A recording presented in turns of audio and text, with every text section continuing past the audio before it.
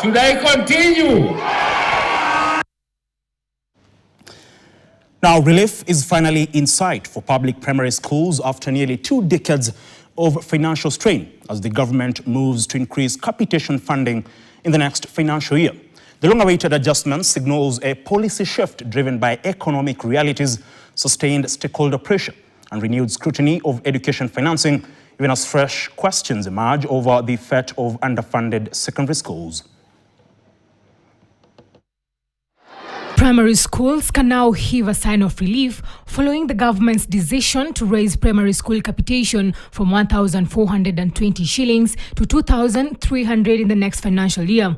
School heads and other stakeholders have been pushing for the increment due to rising costs and sustained economic pressure on institutions. Financial year 2026-2027, because the Presidential Working Party did recommend that we move the capitation for primary school from 1,400 to 2,300.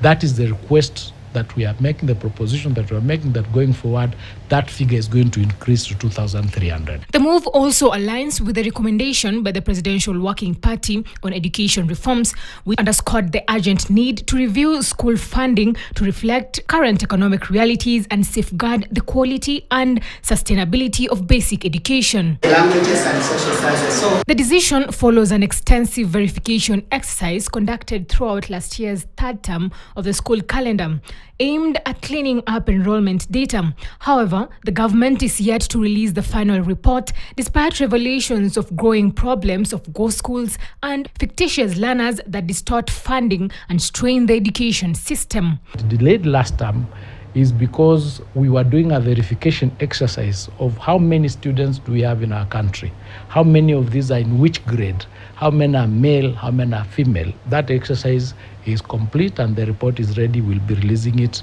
next week.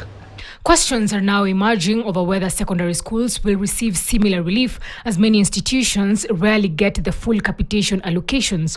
With rising operational cost and delayed disbursement, school heads warn that without comparable adjustments, secondary education may remain under severe financial strain. Anne Musungu, KTN, Nairobi.